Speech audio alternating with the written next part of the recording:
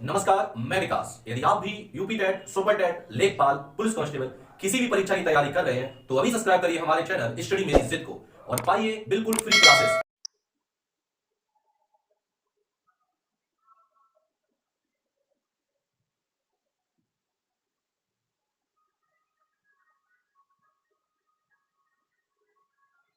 तो भारत के महान्यायवादी के बाद अगला टॉपिक है संघीय विधायिका। इसी के अंतर्गत पढ़ना है आपको संसद। अच्छा, संसद के 3 अंग हैं और सदन कितने हैं? सदन कितने हैं संसद के? 2। कौन कौन से? राज्यसभा और लोकसभा। अंग 3 है। कौन कौन से अंग है संसद के? राज्यसभा, लोकसभा और राष्ट्रपति। राष्ट्रपति संसद के किसी भी सदन का सदस्य नहीं होता है, ठीक है। इसीलिए उसे संसदीय विशेषाधिकार भी प्राप्त नहीं होते। संसद के 2 सदन हैं और संसद का वर्णन किसमें मिलेगा? 79। राज्यसभा का वर्णन और लोकसभा का वर्णन 81 में। यहां लिख दे रहा हूं वर्ड सरल। 79, 80 और समझ गए। ये राज्यसभा को क्या और नाम से जान सकते हैं? उच्च सदन या स्थायी सदन, और लोकसभा को इसी के समतुल्य अगर देखा जाए तो निम्न सदन, और या अस्थायी का मतलब हो गया इसका विघटन संभव है। आर्टिकल 85 को रिकॉल करो।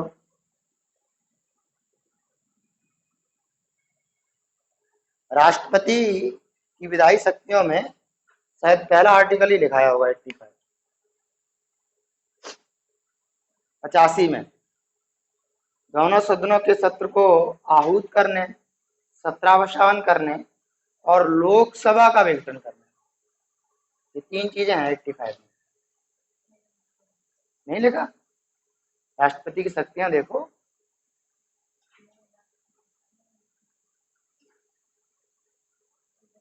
तो 85 में 3 चीजें हैं, उसमें सिर्फ और सिर्फ विघटन किसका हो सकता है? लोकसभा का। यानी लोकसभा को भंग किया जा सकता है, लोकसभा खत्म हो सकती है एक साथ, जबकि राज्यसभा का विघटन नहीं कर सकते। क्यों?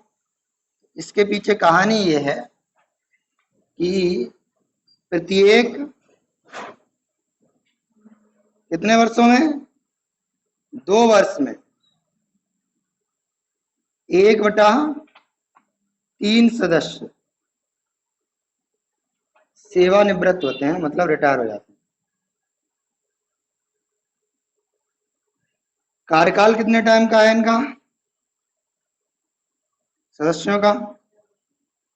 6 वर्षों का। जबकि इसके सभापति का कार्यकाल कितना है? 5 वर्ष का। राज्यसभा का सभापति कौन था? उपराष्ट्रपति। आर्टिकल नंबर 64 पदेन सभापति के बारे में वर्णन था ना, जो उपराष्ट्रपति राज्यसभा का पदेन सभापति होगा। तो उसका तो कार्यकाल 5 साल का है, लेकिन उसके सदस्यों का, मतलब उस सदन के सभी सदस्यों का कार्यकाल कितना है? 6 वर्ष में। व्यवस्था कुछ इस प्रकार से है कि प्रत्येक 2 वर्ष के टर्म में कितने सदस्य रिटायर हो जाएंगे। अब कैसे होगा ये? तो मान लो 27 लोग हैं राज्यसभा में, ठीक है। अब 27 में से 1/3 निकालोगे तो 9 निकलेंगे ना, 3 बार, 3 जगह 9 लोग हैं। मान लो ये जो 9 लोग हैं पहले वाले, ये इस बार ईयर क्या है? 2022। 2022 में रिटायर हो रहे हैं, और ये वाले कब रिटायर होंगे? अब देखो जब ये 2022 में रिटायर हो रहे तो ये लोग नहीं होंगे रिटायर, और ये वाले अगले 2 वर्ष के बाद, इसके बाद ये, जब ये हो रहे होंगे तो यहाँ पर 2022 में नए लोग आ जाएंगे, तो फिर वो कभी रिटायर होंगे 6 वर्ष के बाद, 2000, आगे समझ में, ये अपने 6 वर्ष बाद यानी 2000, तो जब ये रिटायर होंगे तो ये नहीं होंगे, ये नहीं होंगे, तो पूरा सदन तो गया नहीं, यहाँ पर नए लोग आ गए अगले 2 वर्ष के बाद। अब इनका नंबर है तो ये चले जाएंगे, ये 2 साल ही हुए इनको तो, और ये भी नहीं होंगे, ये तो 2026 में होंगे, इनका 2 साल का पड़ा है अभी, अगले 2 वर्ष का यानी 2026 में इनका 2 साल हुआ होगा, क्योंकि नए लोग आए होंगे यहाँ पर 2024 में, और इनका 4 साल हुआ होगा, है ना, उस टाइम पर तो ये भी नहीं होंगे यहाँ पर, जो 2022 में नए लोग आएंगे, तो 2026 में जब ये चले जाएंगे, अब देखो ये 2028 में रिटायरमेंट होगा, इनका 4 साल हो गया, अब फिर से 2 वर्ष के बाद यानी 2028 में फिर ये रिटायर होंगे, तो इन लोगों का भी इस प्रकार से क्रम चलता रहता है, और कभी भी ऐसा नहीं होता कि एक साथ सभी सदस्य रिटायर हो जाए, सेवानिवृत्त हो जाए, तो इसीलिए इसको कहा जाता है स्थायी सदन। तो आज हमको पढ़ना है मिला जुला के राज्यसभा के बारे में। तो राज्यसभा का सदस्य बनने के लिए कार्यकाल मैंने बता दिया, कितने का कार्यकाल होता है, 6 वर्ष का, और उम्र कितनी होती है, न्यूनतम उम्र की बात की है, न्यूनतम आयु 30 वर्ष, साथ साथ पढ़ लो इसी का भी, ये तो पता ही है अस्थायी सदन है तो इसका तो एक साथ ही जाता है, अमूमन वो 5 वर्ष का होता है और चाहे तो पहले भी भंग हो सकती है। कार्यकाल इनका कितना है, फिर से वही कार्यकाल 5 वर्ष का होता, तो कोई सांसद जब आप लोकसभा को भंग कर रहे होते तो फिर वो 5 वर्ष तो पूरा नहीं करता, फिर वो कहता हमें सांसद बने रहने दो, लोकसभा भंग कर दो। तो सामान्यतः 5 वर्ष का होता है, यानी मैक्सिमम कह सकते हो, 5 वर्ष से अधिक नहीं होगा, इसको हम कह सकते हैं मैक्सिमम 5 वर्ष का होता है, न्यूनतम नहीं कह सकते कितना, मैक्सिमम 5 वर्ष का, न्यूनतम कोई पता नहीं, प्रधानमंत्री आज इस्तीफा दे दे पूरा मंत्रिमंडल समाप्त हो जाएगा, और चाहे तो वह चुनाव की भी घोषणा करवा सकता है, तो मिनिमम नहीं पता कितना है, मैक्सिमम। उम्र कितनी चाहिए न्यूनतम, हाँ तो इसी आधार पे मैंने बताया था कि जो सदस्य यहाँ चुनकर जाएगा वो तो 25 साल में यहाँ पर चुन के आ सकता है, और फिर वो देश का प्रधानमंत्री बन सकता है।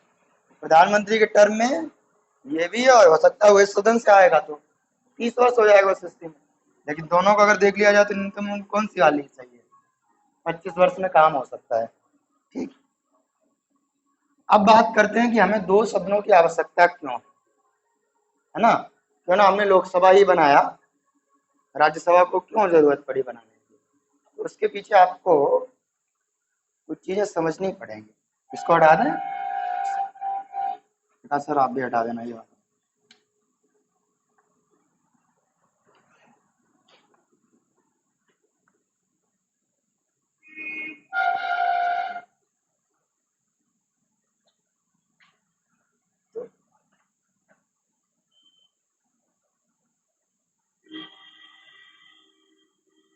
आर्टिकल कितना था इसका, टॉपिक है पहला राज्यसभा। ठीक, सबसे पहले तो राज्यसभा में सदस्य हो कितने सकते हैं, मैक्सिमम जो इनकी स्ट्रेंथ है वो कितनी हो सकती है, मतलब इस सदन में अधिकतम कितने लोग हो सकते हैं, अभी कितने हैं, राष्ट्रपति का जब चुनाव बताया था तब बताया था 500, वेरी गुड, अभी कितने हैं, और मैक्सिमम कितने हो सकते हैं, हम मैक्सिमम की बात कर रहे हैं, अभी वो कितने सकते हैं, 250 की व्यवस्था दी गई है कि 250 मैक्सिमम सदस्य हो सकते हैं। हालांकि अभी जो व्यवस्था है उसमें कितने वर्तमान स्थिति चल रही है, 245। इन 250 सदस्यों में से 2 टाइप के सदस्य होंगे, एक होंगे निर्वाचित और एक होंगे मनोनीत। निर्वाचित को हम कह सकते हैं इलेक्टेड मेंबर, और उनको कह सकते हैं नॉमिनेटेड मेंबर। तो नॉमिनेटेड कितने होते हैं? तो 12 ही मैक्सिमम नॉमिनेट कर सकता है राष्ट्रपति, और 12 करता है। अगर 12 सदस्य यहाँ से आ गए 250 में से, तो यहाँ कितने बचे? 238 सदस्य हो सकते हैं मैक्सिमम जो चुन के आ सकते हैं। ठीक है। वर्तमान स्थिति अगर देखी जाए, प्रेजेंट सिचुएशन में देखी जाए, तो राज्यसभा के अंदर कितने लोग हैं? अभी 245 की व्यवस्था है। सरकार चाहे तो इसको बढ़ा सकती है 250 तक। इसमें अगर इलेक्टेड और नॉमिनेटेड समझे जाएं तो कितने कितने हैं? 12, और तो ये कितने बचे जाएंगे? 245 में से 12 हटा दो, 233। अच्छा, जो ये 12 सदस्य होते हैं तो किन क्षेत्रों से राष्ट्रपति अपॉइंट करता है? इनका अपॉइंटमेंट होता है प्रेसिडेंट ऑफ इंडिया के द्वारा। ठीक, आर्टिकल 80 में ही नियत है पार्ट में। कहाँ कहाँ से इनको चुना जाता है? क्या क्या क्षेत्र हैं? विज्ञान, कला,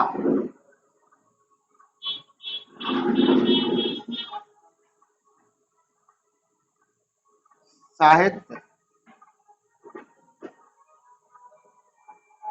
नहीं बता, सामाजिक कार्य, ये याद नहीं है। और भी एक हो सकता है 5वें नंबर पे पत्रकारिता। ठीक है, कोई दिक्कत नहीं है, हो भी सकता है, नहीं भी हो सकता। मतलब चाहे तो यहाँ से कर दे और चाहे तो ऊपर वालों से ही कर ले, है ना। तो याद करने का देखो, जब आप 11th-12th में जाते थे आपको स्ट्रीम लेनी पड़ती थी ना, तो विज्ञान और कला 2 स्ट्रीमें होती थी। अब कला का मतलब हो गया आर्ट साइड। तो आर्ट पढ़ने वाले बच्चे या तो लिटरेचर ले लें, यानी कि लैंग्वेज वाले सेक्शन में चले जाएं, या फिर एसएसटी वाला कोई सब्जेक्ट पकड़ लें। लैंग्वेज वाला साहित्य होता था, लिटरेचर, साहित्य से उसने एमए कर लिया, हिंदी से एमए कर लिया साहित्य में। या फिर वो सामाजिक विज्ञान वाला या सामाजिक अध्ययन वाला कोई ले लें, तो सामाजिक कार्य और पत्रकारिता एक और। तो कितने हो गए क्षेत्र कुल मिला जुला के? कहीं कहीं पर आपको 4 दिखेंगे, क्योंकि पत्रकारिता बाद में किसी जो पत्रकारिता छोड़ चुका है उसको हम सामाजिक कार्य में ही ले लेते हैं, तो कोई दिक्कत नहीं। अगर 4 दिखे तब भी ठीक है, 5 दिख जाए तो तब भी ठीक है। अभी की व्यवस्था कितनी है? 245 की, और मैक्सिमम कितना हो सकता है? 250। करो जरा नोट।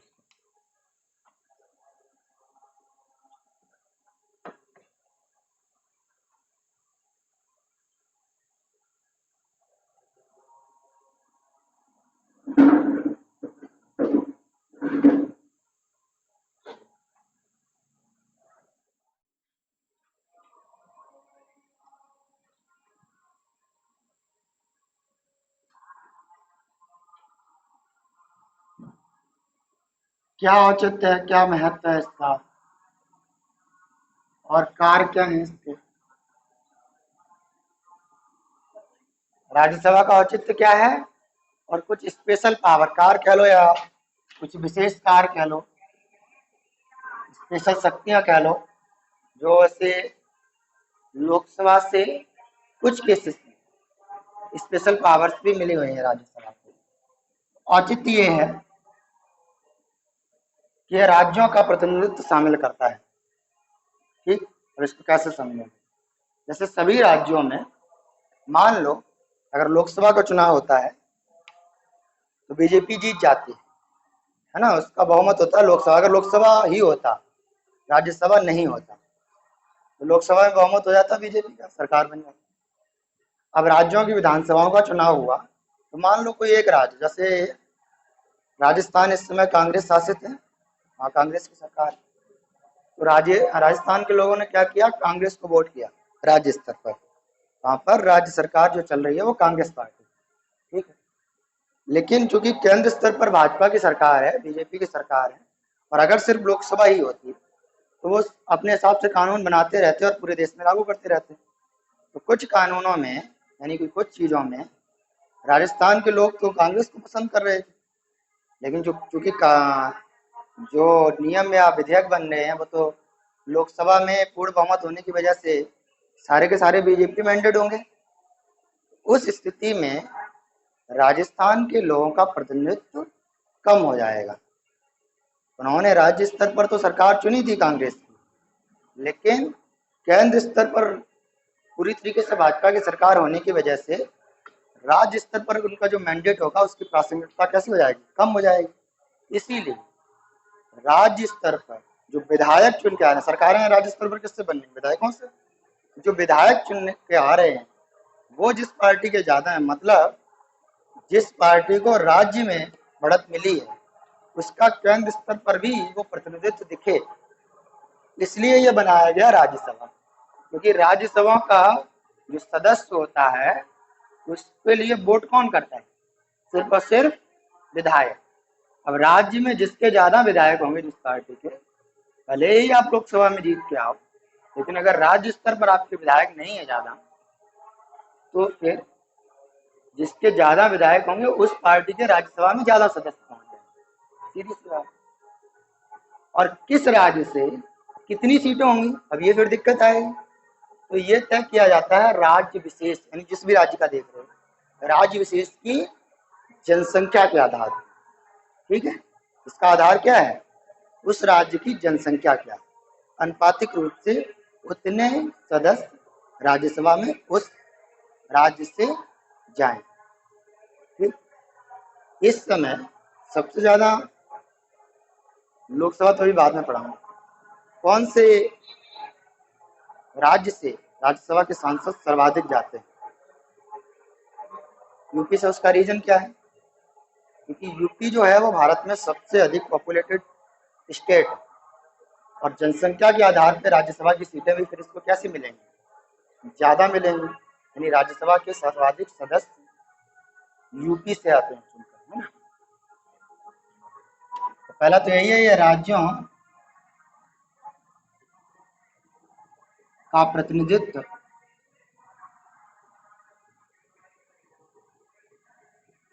केंद्र स्तर पर तय करता है, या तय करने के लिए इसकी जरूरत है। एक और इसका औचित्य समझना है, संविधान संशोधन अधिनियम के बारे में।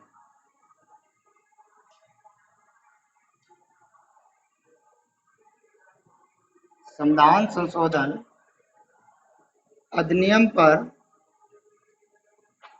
राज्यसभा को लोकसभा के बराबर ही शक्ति प्राप्त।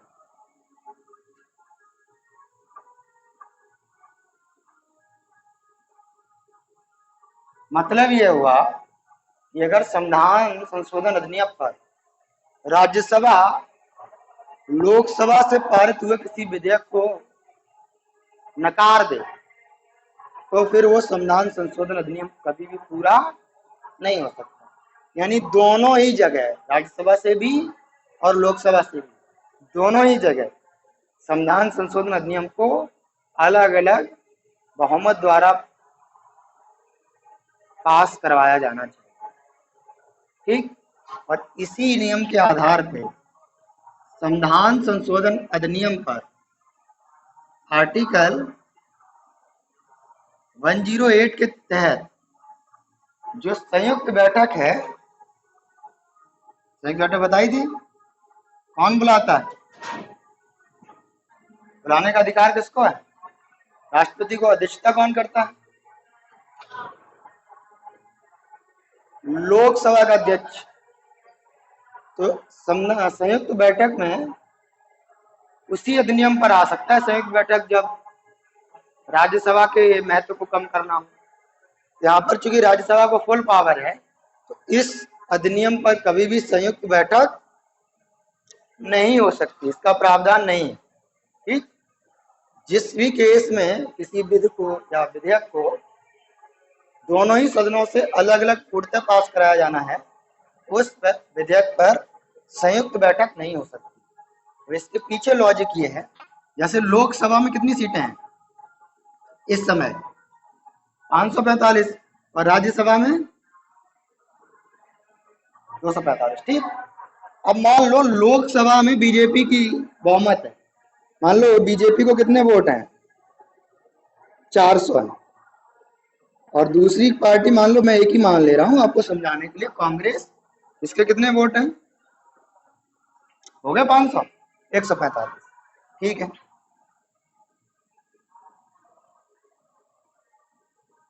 यहां पर तस्वीर उल्टी है, बीजेपी यहां अल्पमत में है और कांग्रेस यहां बहुमत में।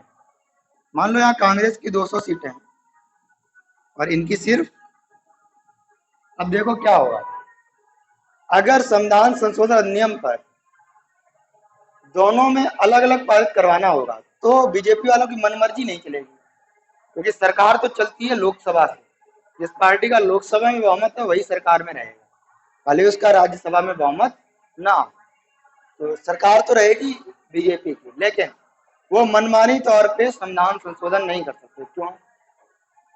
क्योंकि इसको राज्यसभा में भी पारित करवाना पड़ेगा और राज्यसभा में उनके पास बहुमत नहीं है, वो 45 ही है, ये 200 है, ये लोग मना कर देंगे, तो वो पारित नहीं होगा। अगर संयुक्त बैठक का प्रावधान होता तो संयुक्त बैठक होती तब क्या होता, दोनों सदन जुड़ते तो कितने सदस्य हो जाते,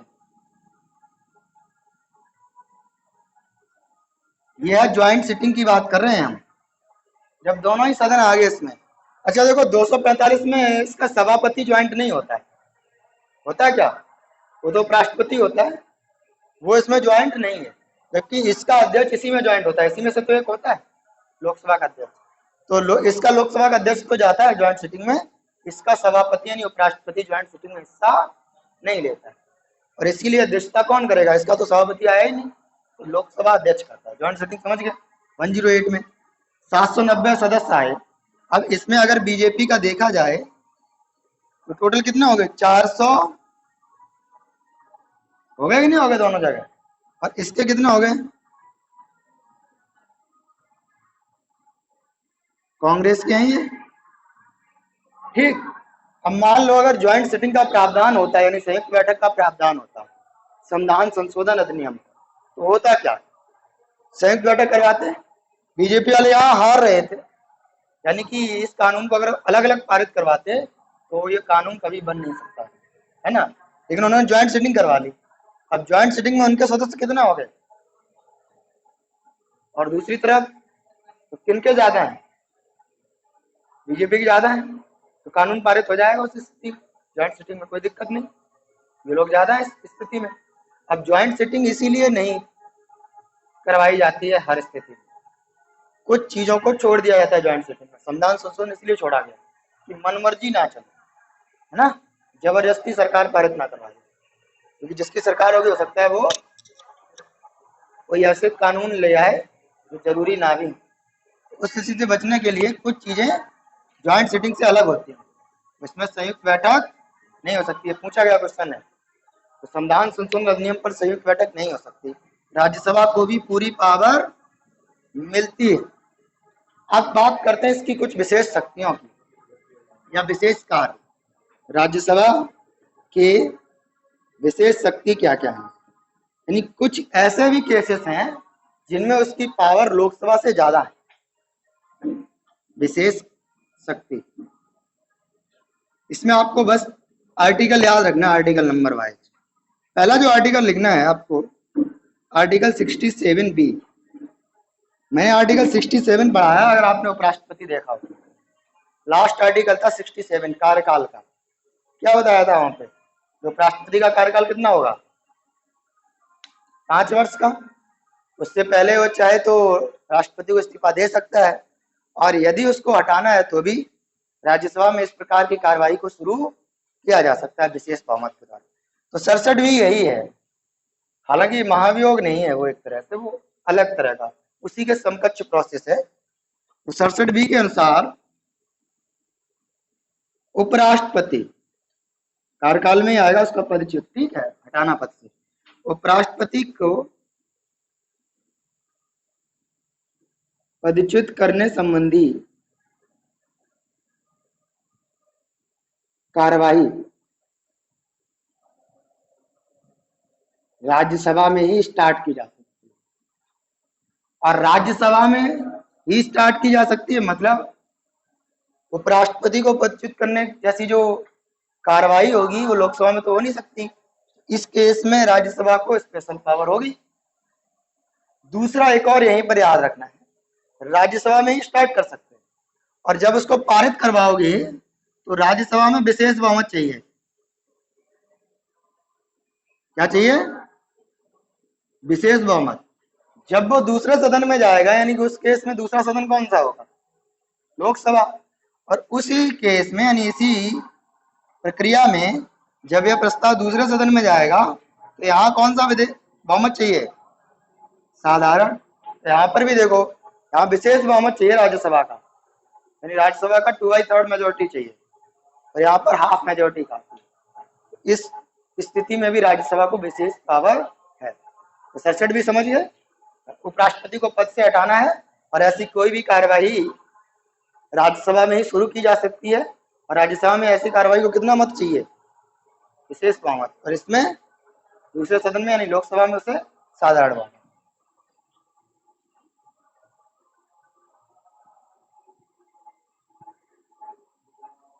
अगला जो आर्टिकल राज्यसभा के महत्व को और ज्यादा प्रकाशित करेगा वो है 249। ठीक है, मैंने बताया था आर्टिकल नंबर 123 क्या था इसमें? अध्यादेश। कौन कौन सी सूचियों पर आ सकता है अध्यादेश, यानी कि कौन कौन सी सूचियों के विषय पर अध्यादेश निकाला जा सकता है? नहीं पता? राज्य सूची देखो, अध्यादेश कौन जारी कर रहा है? राष्ट्रपति। राष्ट्रपति तब अध्यादेश जारी कर रहा है जब संसद सत्ता नहीं है। तो संसद कानून किस पर बना सकती है? देश की सरकार किस पर कानून बना सकती है? संघीय सूची पर और समवर्ती सूची पर। तो अध्यादेश भी इन्हीं दोनों चीजों पर लागू होता है, संघीय सूची के विषय पर और समवर्ती सूची के विषय पर। राज्य सूची के विषय पर अध्यादेश नहीं हो सकता। लेकिन अगर मान लो देश में राष्ट्रीय आपातकाल है, उस स्थिति में तो सब जगह केंद्र की सरकार का प्रभाव रहेगा। उस स्थिति में राज्य सूची के विषय पर भी, राज्य सूची के विषय पर कब लागू होगा? राष्ट्रीय आपातकाल। राष्ट्रीय आपातकाल अगर लगा हो तो फिर राज्य सूची के विषय पर भी अध्यादेश हो सकता है। या फिर मान लो जिस राज्य में हमें अध्यादेश लाना है उस राज्य में राष्ट्रपति शासन लगाओ, राष्ट्रपति शासन यानी कि राज्य आपातकाल लगाओ, तब भी राज्य सूची के विषय पर अध्यादेश हो सकता है। और किसी भी स्थिति में राज्य सूची के विषय पर अध्यादेश नहीं हो सकता, यानी सरकार कानून नहीं बना सकती। अब आपको ये तो पता है कि सूचियों में पहले कुछ और विषय थे टोटल, बाद में इनको चेंज कर दिया गया। राज्य सूची के बाद राज्य सूची वाले हटा दिए गए, 5 67 से 62 हो गए, या 52 से 47 ऐसा ही कुछ था, 47 से 52 हो गए थे। तो उनको कम किया गया राज्य सूची को, तो कम करके उसको कहाँ डाल दिया गया? समवर्ती सूची में, है ना। तो यदि अगर ये चेंज करना है, राज्य सूची के किसी विषय को हटाना है, तो फिर ऐसा कोई भी कानून राज्य सूची के विषय में परिवर्तन करने संबंधी विधेयक सबसे पहले कहाँ आएगा? राज्यसभा में ही आएगा, लोकसभा में वो विधेयक। क्यों? इसके पीछे भी कारण यही है कि राज्यसभा किसको रिप्रेजेंट कर रही है? राज्यों को, क्योंकि राज्य में जो विधायक है उन्हीं को तो रिप्रेजेंट कर रही है। अब मान लो जबरदस्ती आप वही केस अगर समझ लो कि एक ही राज्य में अगर कांग्रेस की सरकार और बाकी सब जगह, तो राज्य सूची के विषय पर अगर सिर्फ और सिर्फ लोकसभा का बहुमत होता तो फिर वो राज्य सूची के किसी भी विषय पर कुछ भी बना सकता था। तो इसीलिए ऐसा कोई भी प्रस्ताव जो है वो राज्यसभा में ही आ सकता है, लोकसभा में उसको लागू या मतलब शुरुआत नहीं कर सकते। राज्य सूची के विषय में अतिक्रमण संबंधी कोई भी प्रस्ताव होगा तो वो सिर्फ कहाँ जाएगा? उसके बाद जाएगा लोकसभा। ठीक है। और तीसरा,